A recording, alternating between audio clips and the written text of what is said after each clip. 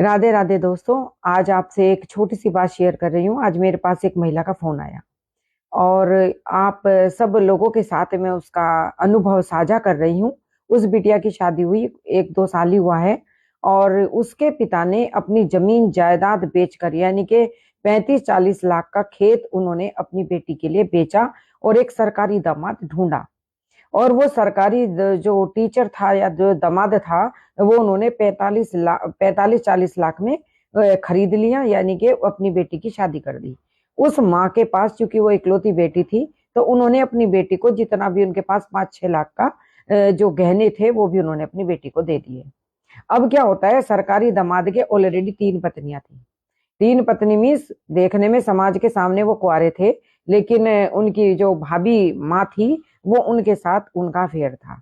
यानी कि जो जिससे उस लड़की की शादी हुई, उसका जेठ, सॉरी, उसका जो पति था वो अपनी उसकी जेठानी के साथ पहले से ही सेट था।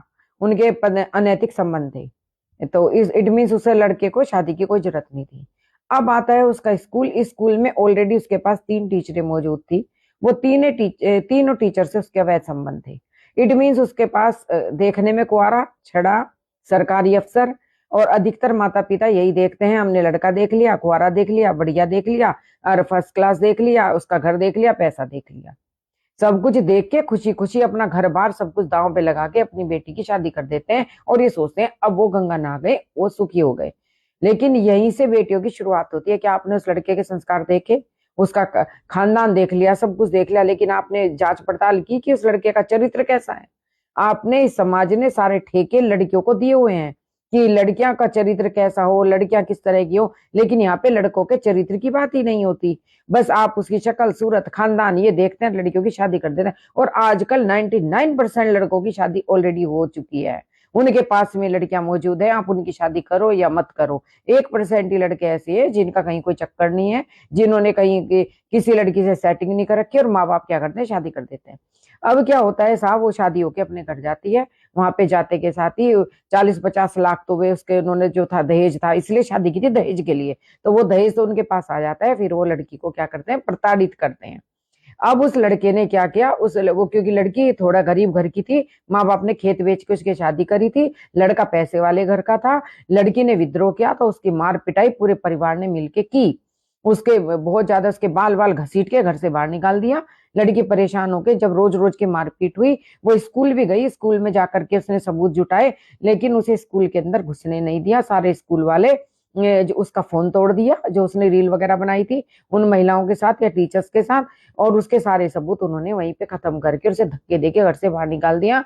और साथ ही उस लड़की के ऊपर कैरेक्टर लेस का उल्टा केस लगा दिया कि ये लड़की ऐसी है। और उसका चूंकि एक ही भाई था जो छोटा भाई है, और छोटे भाई को मारने की, हत्या की उसको धमकी दी कि हम तुम्हारे बेटे को खत्म कर देंगे, क्योंकि वो लोग पैसे वाले थे। तो अब मैं आपको इस कहानी से ये शिक्षा देती हूँ कि अपने बेटियों की शादी अमीर खानदान के चक्कर में उनका जीवन नरक ना करें, और सर्वप्रथम तो बेटियों को विदा करना बंद करें। उनका विवाह करें तो जैसे आप अपने बेटे को संपत्ति देते हैं, बेटी को भी संपत्ति दीजिए, बेटों के समान ही। और साथ ही अगर आपके पास 4 कमरे हैं तो 4 ही बच्चे हैं, तो भैया एक एक कमरा लड़की को भी दे दो। उसके अलावा आपका लड़का लंगड़ा है, लूला है, अंधा है, काना है, बहरा है, आप उसको चाहे पान की दुकान ही करके दें, आप देते हैं। लेकिन आप अपनी बेटियों को जो 35 लाख 40 लाख किसी ऐसे रावण को दे देते हैं, और फिर वो रावण आपकी लड़की की ऐसी तैसी करके वापस आपके घर दे जाता है, और उस लड़की को आप धक्के खाने के लिए छोड़ देते हैं। तो क्या समय की मांग ये नहीं है कि आप अपनी बेटी को उसके पैरों पर खड़ा करें? क्यों देते हैं दहेज? फिर उधर से दूसरी साइड बोलते हैं एलिमनी लेती है लड़की को, ना तो पिता कुछ देता है ना पति कुछ देता है, दोनों साइड आप लड़की को मार रहे हो, उनको खत्म कर रहे हो। तो ये भड़वा गर्दी कब तक चलेगी भाई समाज में? कब तक लड़कियां पढ़ी लिखी समझदार नहीं होंगी? लड़कियों की समझ में नहीं आ रहा, सारी लड़कियां आंदोलन कर दो, क्रांति कर दो, बिल्कुल अपने पिता को मना कर दो कि हम शादियों के विदा नहीं होंगे, हमें दुकान खुलाओ, हमें कोई व्यवसाय कराओ, और व्यवसाय के बाद में आप अपने पैरों पे खड़ी हो, फिर आप विवाह करें। और अगर आपको लगता है कि आपका पति सही नहीं है तो उसे छोड़ के जो आप व्यवसाय नौकरी कुछ भी करती हैं, अपना हाथ जगन्नाथ कमाओ, अपने पैरों पे खड़े हो। गलत पति मिले पिछवाड़े पे लात लगाओ और अपने घर आ जाओ, अपने व्यवसाय पे आ जाओ, उसको अपने एक भी रुपया अपने पति को मत दीजिए। पति कमाए, पत्नी कमाए, और जब कमाए जब भी शादी करो। इन अदालतों को बंद कर दो, थानों को बंद कर दो, इनमें जरूरत नहीं है। भाई जाए भाई के विवाद में, पति पत्नी के विवाद, पारिवारिक न्यायालय, ये एनजीओ वेनजीओ सब बंद हो जाएंगे। जिस दिन आप अपनी बेटियों को पिता संपत्ति देनी शुरू कर देगा, पिता अपने घर से विदा करना बंद कर देगा। भैया वे सांड सांड तुम्हारे लड़के पड़े, उनको भेजो ना मरने के लिए। लड़कियों को क्यों भेजते हो? बेचारी गायें तुम्हारे घर में, तुम उसे बाहर निकलने नहीं देते। उनको कोई समझ नहीं है, नादान बच्चियां हैं, छोटी छोटी बच्चियां हैं, वो बेचारी चली जाती हैं ससुराल में, जिसे तुम ससुराल कहते हो। ये नरक का दूसरा द्वार है। मैं हाथ जोड़ती हूँ हर एक पेरेंट्स के, अपनी बेटियों को विदा करना भाई बंद कर दो, और नहीं तो फिर रोना बंद कर दो। रो मत अपनी बेटियों की मौत पे, चाहे वो लंगड़ी हो, कारणी हो, लूली हो, मर जाए, गड़ जाए। भैया रो मत फेसबुक पे आकर के या किसी इंस्टा पे आकर के छाती पीटते हो, हमारी बेटी मर गई, नन्ही बच्ची मर गई, नन्ही जान मर गई।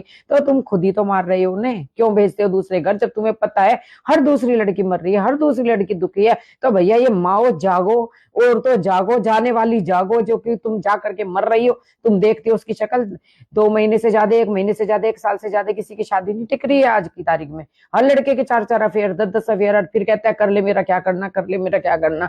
या तो तुम उसके जैसी कैरेक्टरलेस बनो, या फिर आप झांसी की रानी बनो, पूरे उस परिवार को ऐसी तैसी करके आओ, डंडा लेकर उनको मारपीट करके आओ। लेकिन भैया इतनी मारपीट है ना, तो जाके फौज में भर्ती हो जाओ, वहां देश का कुछ उद्धार होगा। ऐसे परिवारों में जाके, ससुरालों में जाके मरना बहनों, मेरी प्यारी बहनों, बंद करो।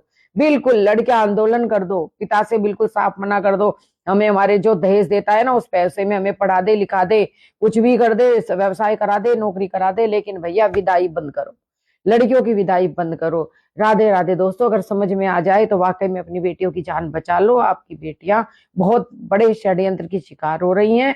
आज की तारीख में विवाह ही शोषण का सबसे बड़ा अड्डा बन गया है, इसको बंद करो। राधे राधे।